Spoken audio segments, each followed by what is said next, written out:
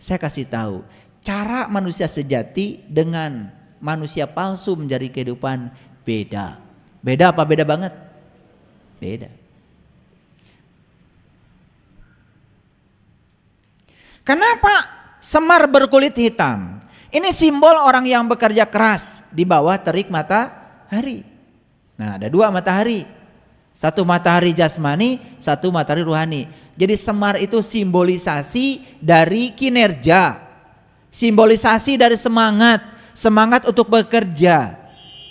Jadi manusia sejati itu bukan terus melulu ngurusi aja urusan-urusan gaib, bukan.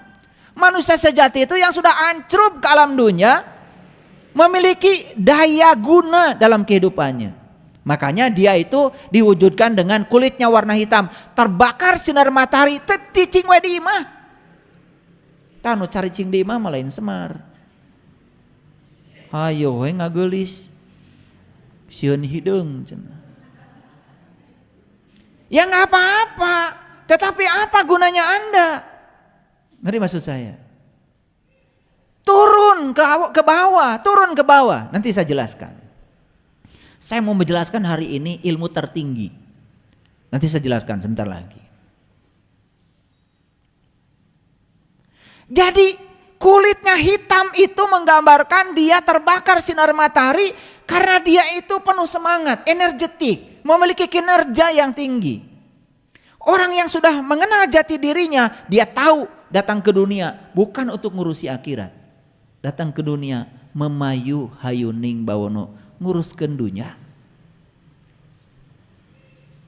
Tetapi ketika ngurusi dunia dibawa nilai-nilai akhirat. Kan sudah ada di sini 99 Asmaul Husna. Paham? Makanya ini pikirnya tidak liar, dikendalikan oleh kesadarannya.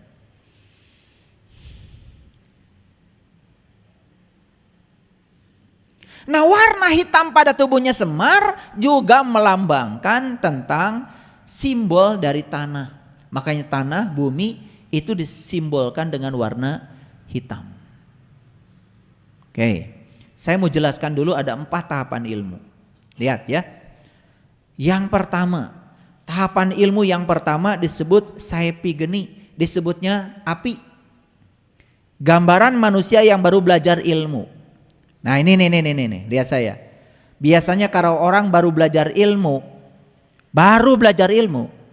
sifatnya apa? Panas,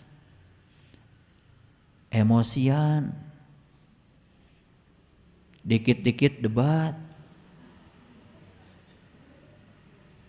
Biasa, ini masih tahapan pertama, namanya saepi geni. Ini namanya ilmu api. Di level seperti ini gak mau kalah, merasa dia yang paling berilmu. Jika perlu dia jajal ilmunya pada yang lain, dia buktikan pada yang lain kalau dia paling hebat ilmunya. Bagus? Ya bagus, kan sudah mulai belajar. Tetapi itu tahap awal setiap orang belajar ilmu begitu biasa. Betul gak? Baru belajar pencak silat, itu pun yang pakai musik. Betul? Yang biasa badingkeung gitu pakai kendang, biasa gagayaan di jalan, biasa. Dan bisa mah tara gitu. Da pencak silat mah bela diri, bukan mau menunjukkan pada orang kalau saya bisa silat, bukan. Nah, orang yang di level ini ya perhatikan, bagai api yang selalu menyala ke atas, maka api selalu ke atas. Jadi hayang mata di luhur wae. Pengennya tampil angkuh. Bagus enggak? Bagus. Karena di tahapan awal orang belajar ilmu. Kan sudah belajar daripada untuk diajar. Cuman waspada, ini adalah masih tahapan rendah. Ya sama ya. Baru belajar ilmu ma'rifat 2 minggu, langsung pengumuman besok sudah jadi guru. Udah mulai ngajar mana-mana ya. Poe keneh udah ngajar. Yang kedua ilmu saepi bayu namanya. Ini lambangnya angin. Ini gambaran manusia yang ilmunya sudah sedikit lebih tinggi di atas Saipy geni. Nah, sifatnya seperti angin. Kalau angin kan menerpa siapapun merata. Nah, orang di level ini kebijaksanaannya sudah mulai naik. Gak apa-apa, sudah mulai memandang setiap orang sama, tidak membeda-bedakan, ya, gitu. Jadi dia sudah punya mata yang sama buat seluruh manusia. Mulai ada penghargaan buat setiap orang tuh sama, tidak merasa dirinya paling unggul. Ini ilmu yang kedua. Nah, ilmu yang ketiga, nah ini dua tahapan ilmu ini oleh Semar nggak dipakai, nggak dipakai. Tahapan ilmu yang ketiga namanya Saipy banyu, air. Ini gambaran manusia yang ilmunya lebih tinggi lagi daripada Saipy yang tadi, Saipy angin dan Saipy api. Sifatnya sudah mulai turun ke bawah. Cai, tahu cai? Api mah selalu turun ke bawah. Dan air turun ke bawah. Dan air itu disediakan wadah kayak apa? Dia ngikutin bentuk wadahnya. Nah, ini yang disebut dengan sing bisa ngigelan. Sing bisa ngigelan kehidupan. Sing bisa cai. Makanya ilmu cai ini level ketiga. Makanya ciri orang yang sudah di level ini fleksibel, persis seperti air, mengalir ke bawah dan air itu selalu mengikuti bentuk tempatnya. Itu tempatnya kotak-kotak, tempatnya lingkaran-lingkaran, tempatnya mangkok-mangkok, tempatnya piring-piring, tempatnya gelas-gelas. Itulah air, sudah mulai bisa beradaptasi. Makanya saya sering bilang, kecerdasan adalah kemampuan beradaptasi terhadap perubahan. Nah, orang yang gampang beradaptasi pada perubahan ini sudah mulai cerdas. Cerdas tidak ada hubungannya dengan sekolah, karena sekolah hubungannya dengan intelek. Kalau cerdas hubungannya dengan intelijensia, kesadaran. Nah, itu pentingnya ngaji diri. Dan air itu saking lembutnya meresap aja, meresap. Coba air tumpah di karpet, meresap ke dalam karpet. Pernah nggak ada orang? Itu karpet meresap ke air. Pernah nggak? Nggak pernah. Selalu air meresap ke karpet. Karena apa? Yang lembut itu selalu bisa meresap pada yang kasar. Yang kasar nggak bisa meresap pada yang lembut. Itu bedanya. Makanya jadi air itu meresap kemana-mana. Itu air. Sekecil apapun lubang dia selalu meresap. Itu air. Makanya orang yang sudah di level ini datang kemanapun akan dirasakan kedatangannya, akan dirasakan berkahnya. Persis seperti air.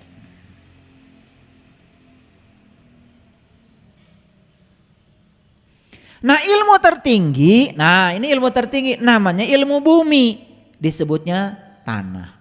Itu sebabnya Semar badannya berwarna hitam. Hitam melambangkan tanah. Apa artinya? Semar itu perlambang dari orang yang sudah kenal jati dirinya, hidupnya sudah membumi. Nah, ini yang keliru. Kita sering bilang orang suci itu nu eta nu arinit kaleuweung. Orang suci itu orang yang hidup di kehidupan seperti teratai. Semakin kotor tempatnya dia semakin suci. Bukan menolak kotoran, bukan lari dari kenyataan. Orang yang lari ke hutan belajar agama eta mah sieun ku kahirupan. Cicing we di kamar, ngawirid cenah. Alhamdulillah abdi mah salami di leuweung teu kagoda. Rek kagoda naon di leuweung. Tapi aneh nanti itu nu balik ti leuweung sok jadi pananyaan. Nya. Malah di leuweung cicingna ge dina gubuk teu bogana naon ditanya. Kumaha cenah cara supaya abdi hoyong dagang laku? Eta nanya dagang ka jelema anu cicing di leuweung ngarti dagang ge henteu. Manehna ge tara dagang-dagang acan. Lamun hayang nanya ilmu dagang tanya ka tukang dagang. Da urang mah sok salah. Paham? Kalau ingin belajar ilmu tentang rumah tangga, tanya orang yang sudah berumah tangga lama. Pernah mengalami masalah di rumah tangganya tetapi tetap aja utuh, tanya.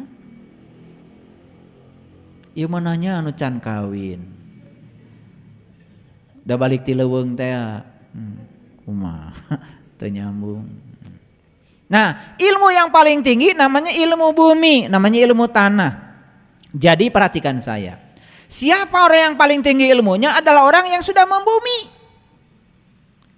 Yaitu orang yang sudah menjadi manusia yang berguna lahir batin dan dia sudah nincak sukuna di bumi. Manusia biasa atau manusia luar biasa? Manusia biasa. Makanya manusia biasa adalah orang ilmunya paling tinggi. Nusara rakti mah eta mah. Hese pae.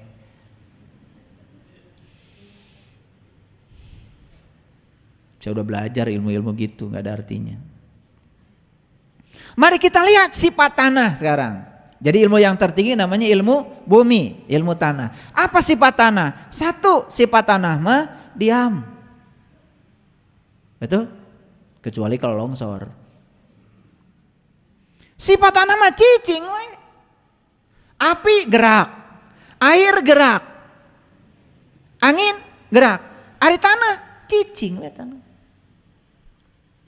Tanah itu diinjak-injak oleh banyak orang tapi cicing.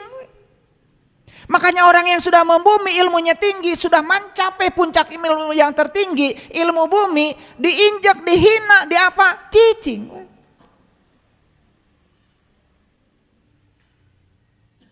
Beda kan kalau api. Coba api, keanginan we saeutik, centil. Betul gak? Centil, guplak, pahe. Itu api, biasa gitu. Makanya orang yang baru belajar tuh kayak api. Katiup saeutik, keur gagah-gagahan, poek. Ya itu. Makanya kenapa di Quran ada Quran surat Al-Falaq, Qul a'udzu birabbil falaq. Aku berlindung kepada subuh. Naon subuh teh? Subuh teh mimiti caang. Pindah dari galap ke terang. Makanya minta perlindungan kepada Allah dari subuh. Kade, minta perlindungan dari subuh bukan subuh berbahaya. Etape subuh adalah etape berbahaya. Orang yang baru belajar ilmu pertama kali bahaya. Makanya minta perlindungan pada subuh. Qul a'udzu birabbil falaq. Aku berlindung pada subuh. Subuh apa? Subuh kesadaran. Nih pengumuman kalian nih yang baru melek, baru sadar. Tong centil. Kakara sadar. Karena kalau di situ kalian tidak bisa menjaga, bisa sare deui. Dan kalau tidur lagi, moal kabagian panon poe. Dan orang yang tidur lagi setelah bangun subuh, bukan sekedar tidak dapat matahari, lieur. Tuh kan, ngunggut semua. Itu berarti nu sok kaberangan kan kieu. Pengalaman. Betul enggak?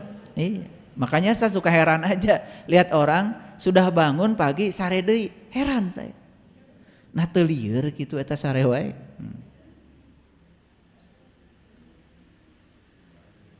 Paham maksud saya?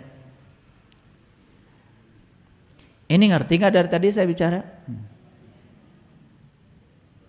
Bumi diinjak diam, bumi dipacul diam. Makin dipacul makin dalam bumi, makin subur.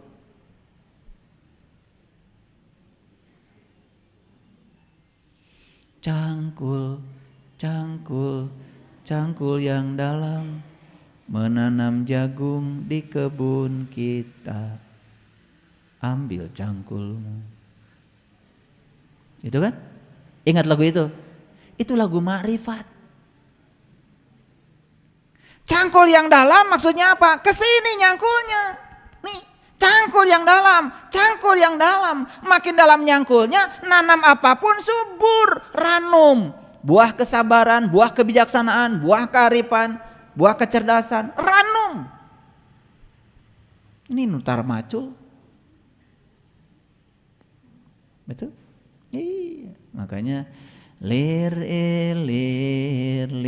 ilir tandure wong sumilir ta ijo royo ta sengguh temanten anyar ta sengguh temanten anyar bocah angon pene no blimbing kui lunyu pene no kanggo sebo mengko sore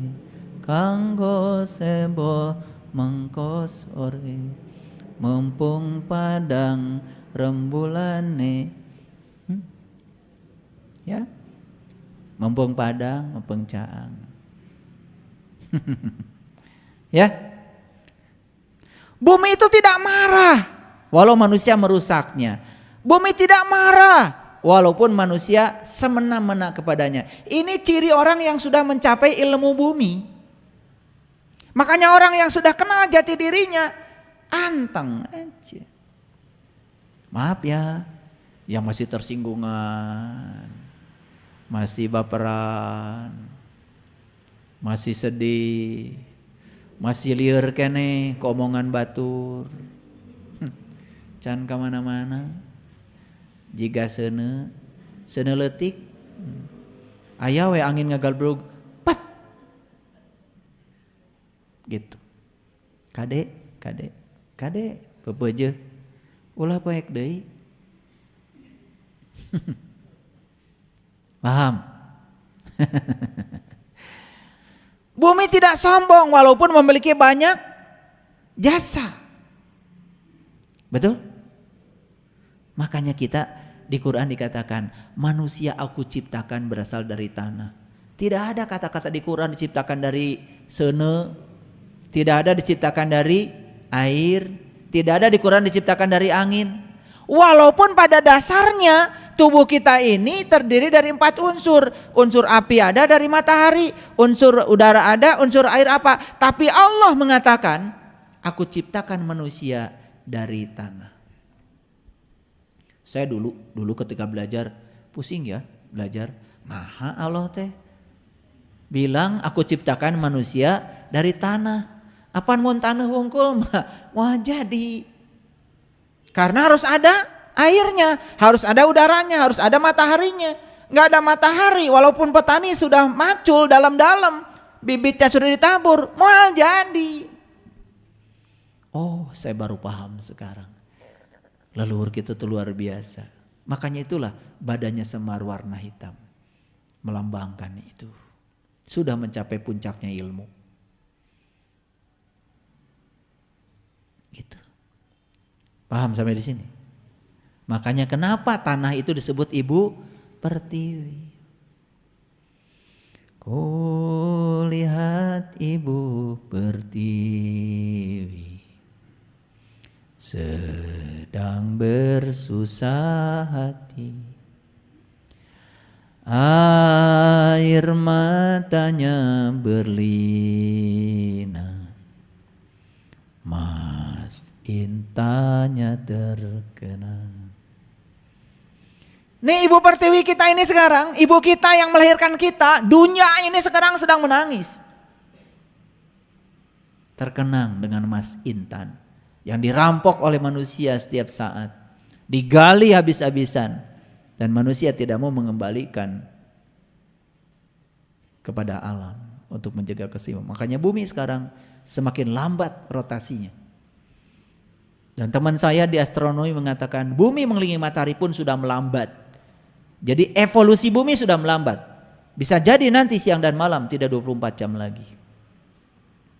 Sudah melambat. Rotasinya sudah melambat. Kenapa? Terlalu banyak lubang-lubang yang dibuat manusia di bumi ini.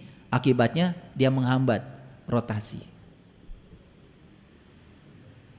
Hutan, gunung, sawah, lautan, simpanan kekayaan, Hutan dirampok, laut dirampok. Manusia sekarang serakah. Lupa kalau bumi ini adalah titipan buat anak cucu kita. Tidak pernah memikirkan bagaimana kehidupan anak cucu kita ke depan. Kini ibu sedang lara, merintih dan berdoa. Tapi Ibu Pertiwi walaupun lara, dalam rintihannya dipenuhi doa. Luar biasa. Dirusak sama manusia, tapi itulah lambang seorang ibu. Ibu disakiti anaknya, ibu dimarahi anaknya, jatuh air matanya, tetap kabudak manya. Itulah ibu. Waktu melahirkan anak, disakiti oleh anaknya, didobrak rahimnya dengan kepala anak, terpancar darah merah, darah putih, hampir kehilangan nyawa. Begitu lahir ke dunia, dirangkul anak yang menyakitinya, dipahami bahasanya, dia jadi juru selamat bagi anak yang dilahirkannya. Makanya anak yang tidak bisa berterima kasih pada ibunya, tidak dapat berkah hidupnya. Semua tumbuhan hidup di bumi, hewan, manusia memakan hasil tanaman yang tumbuh di bumi. Jadi apa maknanya ini? Apa maknanya badan semar warna hitam? Apa maknanya? Orang yang sudah mencapai sejatinya diri, banyak manfaatnya bagi orang lain. Tuh, membuat semua tanaman hidup, membuat semua pohon hidup, membuat semua hewan nyaman. Yuk, saya kasih tahu sama kalian. Apa ciri kalian sudah ma'rifat? Cirinya satu, sudah mencapai ilmu bumi, ilmu tanah. Kemanapun pergi, kalian dirindukan kehadirannya. Satu pohon pun merindukan kehadiranmu. Satu rumput pun merindukan kehadiran. Insya Allah. Makanya orang baik tidak pernah bercita-cita masuk surga. Orang baik dimanapun dia tinggal, tempat itu jadi surga. Bahkan dia masuk neraka pun gak masalah. Karena neraka akan berubah menjadi surga dengan kehadiran orang baik. Jadi manusia yang sudah mencapai ilmu bumi, yang mampu memberi manfaat kepada tumbuhan, memberi manfaat kepada hewan, memberi manfaat kepada sesama manusia, hidup harmonis beserta alam. Kasih sayang dan cintanya dipersembahkan untuk alam dan seisinya. Lihat orang-orang yang sudah mencapai kesadaran, gak mungkin merusak alam. Bahkan ketika dia datang ke alam, dia rawat itu alam, menyatu dengan alam. Nah, yang kayak gini saya kira baru masih tersisa suku-suku pedalaman seperti yang kita saksikan saudara kita di Baduy, melestarikan bagaimana menghormati alam.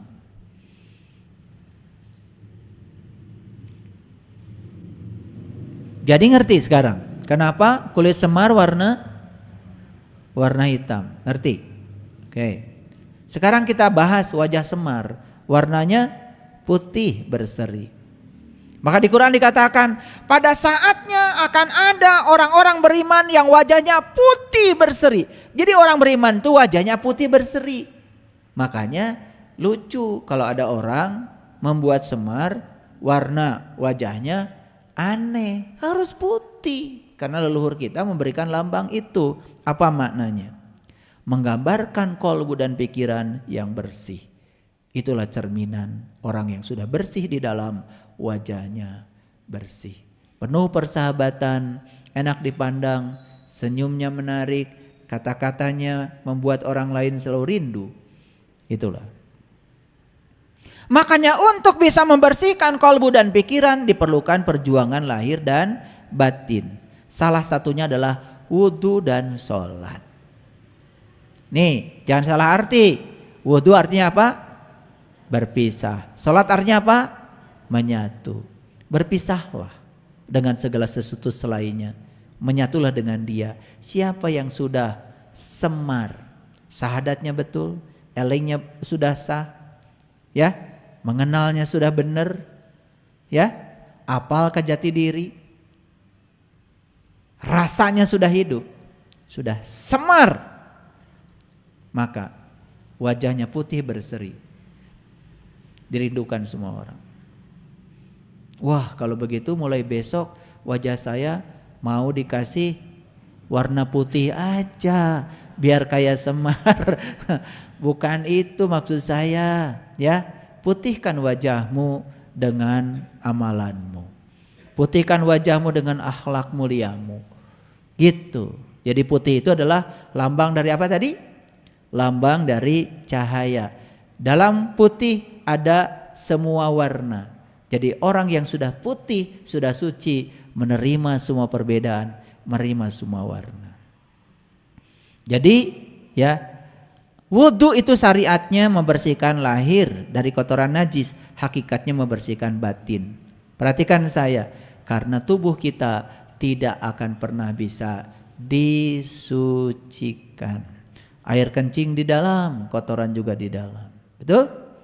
Sekarang mengerti wajah Semar. Jadi kalau sudah wudu ya bukan sekedar syariat, wudu itu harus wudu hakikat. Makanya yang sudah ikut pelatihan sholat khusus sudah saya ajarkan. Wudu yang hakikat, wudu yang syariat. Sholat yang syariat, sholat yang hakikat. Yang sudah ikut pelatihan sholat khusus sudah diajarkan. Bahkan kemarin dari Malaysia ada sahabat kita sudah selesai ikut pelatihan sholat khusus. Wah, 1 rakaat saja saya sudah merasakan kehadirannya. Itu makanya perlu ilmu itu, ya. Nah, sehingga kalau kita sudah pikirannya bersih, sudah tidak kotor lagi, kita pun akan bersih dari segala macam penyakit. Pandangan mata kita, makanya kan wudu tuh sekitar sini. Coba lihat, wudu yang dibersihkan apa? Pertama tangan, tong cocorokot, betul? Yang kedua yang dibersihkan apa? Mulut, awas, awas kata-katamu. Yang ketiga dibersihkan hidung kan? Awas, awas penciumanmu. Berikutnya yang dibersihkan wajah kan? Di wajah apa? Ada mata, ada anggota yang lain. Betul? Berikutnya yang dibersihkan ini pikiran. Wamsahu birusikum, sapu kepalamu. Disapu kepalanya, disapu pikiran kotornya. Terakhir sini pendengarannya, baru kaki. Hati-hati melangkah. Luar biasa. Itu filosofis wudu tuh dalam banget. Cuman saking seringnya wudu sampai nggak sadar. Nah, maka dari wajahnya orang yang sudah selesai wudunya, sudah selesai sholatnya, terpancar sinar kebaikan, keramahan, ketenangan, kenyamanan yang dilambangkan dengan warna putih. Makanya di Quran dikatakan orang beriman itu wajahnya putih berseri. Loh, ada orang ngaku beriman wajahnya hitam legam. Nggak apa-apa, baru ngaku kok. Betul? Gitu. Jadi itulah ya yang perlu diperhatikan. Baik, kita lihat sekarang jari tangannya. Ya. Jadi jari tangan Semar itu tadi begini ya. Sudah jelas, saya sudah jelaskan, ya. Dan lurus, lurus, lurus, enggak bengkok. Lurus, ya. Itu artinya luruskan syahadatmu, luruskan elingmu, ya. Luruskan ma'rifatmu, luruskan mengetahui jati dirimu, luruskan akhlakmu. Tuh, ya. Nah, jadi Semar itu tidak pakai baju. Kenapa tidak pakai baju? Karena baju itu buatan siapa? Baju buatan siapa? Baju buatan manusia. Ya. Makanya Semar tidak pakai baju. Hanya menggunakan baju buatan Tuhan, yaitu kulit. Nah, bajunya Semar apa? 3 bajunya Semar. 1 kesucian, 2 kehormatan, 3 kebaikan. Tidak menggunakan baju. Nah, itu bukan berarti kalian besok-besok pada nggak pakai baju karena ingin nyontoh Semar. Tetap pakai baju, ya. Tetapi itu kan simbolik. Maksudnya jangan terlalu mengagungkan baju ini. Kalau kalian kan sudah pakai baju kayak gini syar'i, merasa paling benar kan? Jangan mengagungkan bajumu. Karena baju yang sebenarnya adalah takwa. Maka di Quran dikatakan sebaik-baiknya baju adalah takwa. Makanya ada baju takwa kan? Itu ya. Baju takwa sudah ada di pasar baru sekarang. Ya. Jadi Semar tidak pakai baju buatan manusia, tidak pakai baju buatan tangan manusia, melepaskan semua baju itu. Apa artinya? Sudah melepaskan kesombongan, keangkuhan, amarah, iri, dengki, jahil. Itulah baju-baju manusia. Karena manusia banyak yang pakai baju topeng. Betul nggak? Betul apa tidak? Nah, jadi itulah artinya Semar tidak menggunakan baju. Nah, cara berjalannya Semar sudah saya jelaskan, ya. Nah, sekarang saya ingin menjelaskan sedikit, ya. Ini, baik, perhatikan. Ini asal usulnya. Jadi dalam seni wayang mula pertama, ya, yang menjadi bapak ibu segala tokoh wayang itu ada dua. Satu Hyang Manikmaya disebut Batara Guru, yang kedua Hyang Ismaya. Hyang Ismaya disebut Semar. Jadi kalau begitu, ya, Hyang Manikmaya sang Batara Guru di mana adanya? Dalam ajaran Pikukuh Sunda, Batara Guru itu adalah simbol dari pineal gland. Jadi Batara Guru itu sebetulnya mata ketiga sang Manikmaya, pembimbing agung dalam diri. Nah, makanya karena Semar itu lambang dari manusia sudah tahu jati dirinya, maka, ya, yang namanya Hyang Ismaya Semar itu di dalamnya ada Hyang Manikmaya dibimbing oleh sang Batara Guru. Jadi lahir batin sudah sempurna. Manikmaya dan Ismaya adalah putra Hyang Tunggal yang tidak diwujudkan, ya, dalam wayang. Pada mulanya kedua putra tersebut berupa cahaya yang terjadi secara bersamaan. Nah, inilah kalau kita pakai ilmu martabat tujuh alam sebenarnya akan kerabat nanti, karena semua berasal dari alam awang uwung, alam kosong. Diciptakan pertama kali adalah johar awal yang disebut Nur Muhammad. Itulah yang disebut dengan alam wahdah dari alam ahadiyah. Gitu, dijelaskan dengan tujuh martabat alam, jelas jadinya semuanya. Jadi Manikmaya itu berupa cahaya kemilau dan Ismaya berupa cahaya kehitaman. Kedua cahaya itu melambangkan sifat manusia. Ya. Nah, serta dititahkan untuk tinggal di dunia guna mengasuh keturunan dewa yang berdarah Pandawa. Kemudian disebutlah namanya Semar. Jadi yang harus diasuh Semar itu adalah Pandawa. Siapa saja? Yudhistira, Bima, Arjuna, Nakula, Sadewa. Tahu? Tahu? Kasihan Delo. Yudhistira, Bima, Arjuna, Nakula, Sadewa, itu yang disebut dengan Pandawa 5. Di mana dalam diri kita? Dalam diri kita wujudnya adalah panca indera. Jadi itu yang harus diaping oleh Semar ternyata.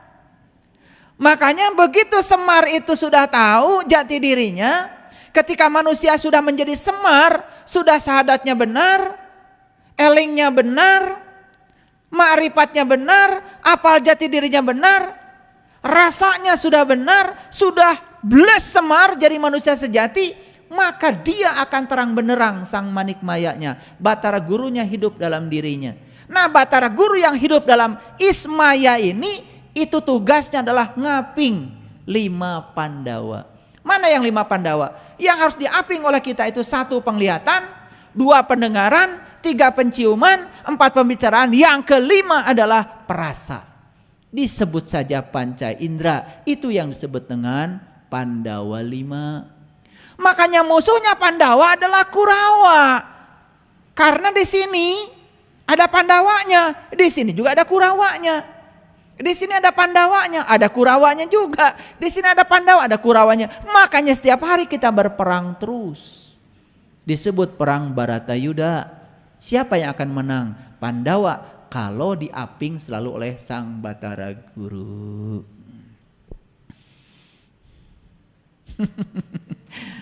Kalau nggak ngerti ini, kalian cuma nonton wayang aja. Makanya ya, ini jadi saya jelaskan. Jadi Pandawa 5 itu satu adalah indera hidung, ini disebutnya Yudhistira. Yang kedua indera telinga, ini disebutnya Bima. Indera mata disebutnya Arjuna. Indera mulut disebutnya Nakula. Dan indera perasa disebut Sadewa. Itu yang harus diaping oleh kita.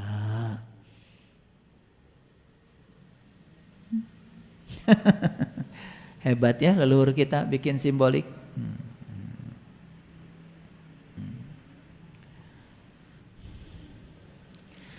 Para tokoh Pandawa 5 yang terdiri dari Yudhistira, Bima, Arjuna, Nakula, Sadewa mengandung makna simbolik. Perjuangan manusia kalau ingin mencapai kebahagiaan harus bisa mengendalikan kelima panca indera. Jangan sampai menempuh jalan yang salah. Demikianlah penjagaan Semar demi kesejahteraan para Pandawa 5. Yakni supaya mereka menjauhkan diri dari permusuhan dengan Kurawa. Jadi Pandawa di sini, Kurawa juga di sini. Jadi itulah yang di Quran dikatakan fa'alhamaha fujuraha wa taqwaha.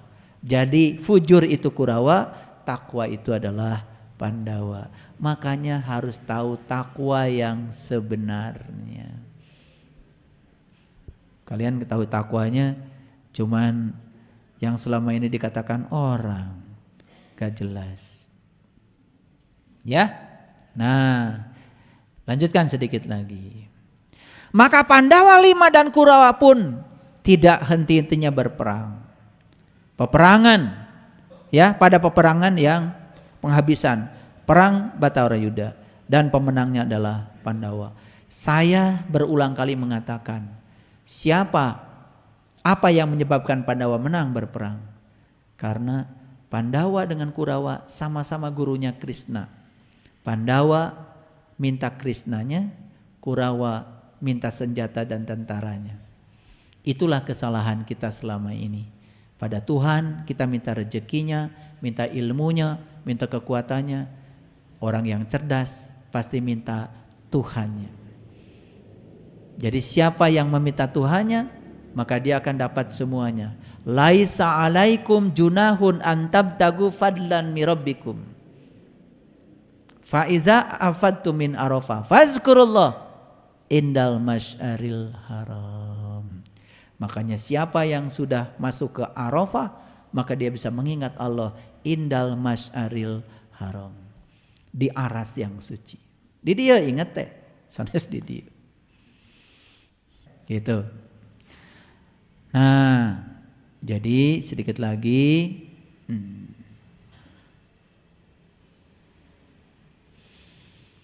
Semar dapat diartikan sebagai panakawan, panakawan, punakawan.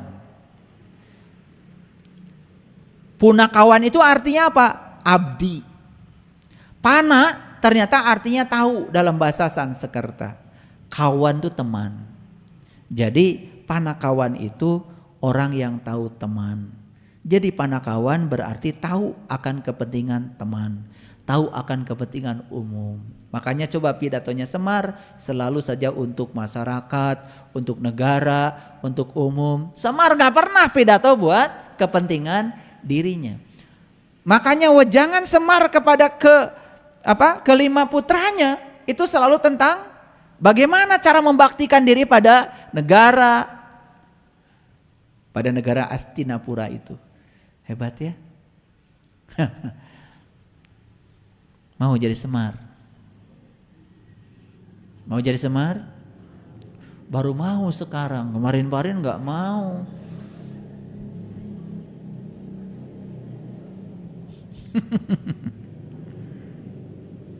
Jadi panakawan itu orang yang tahu teman, orang yang bisa merasakan kesusahan orang lain. Itu kalau mau jadi Semar begitu. Makanya Semar selalu mengikuti Janaka. Udah saya jelaskan tadi, Janaka dari kata jana dan ka. Makanya kan di Quran laka. Laka itu ka itu dalam bahasa Arab kamu. Jadi janaka artinya adalah janaka, jenaka. surgamu. Maka siapapun yang sudah menemukan diri sejatinya, maka dia akan bisa mengendalikan Pandawa 5 dalam dirinya. Hidupnya penuh dengan janaka, berselera humor. Nah, saya tahu kalian dulu sebelum ngaji dengan saya wajahnya seperti apa. Dan setelah ngaji dengan saya ajarkan joget, saya ajarkan nyanyi, baru wajah-wajahnya pada keluar, endorfinnya keluar, dopaminnya keluar, serotoninnya keluar ya.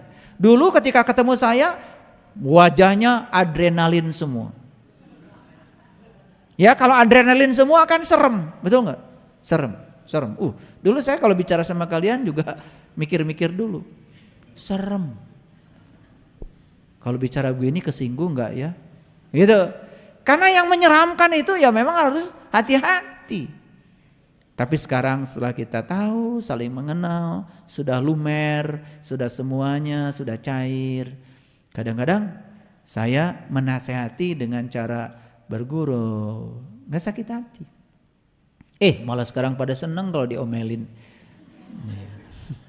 Kalau diomelin sama saya malah pada seneng, ketawa-ketawa aja.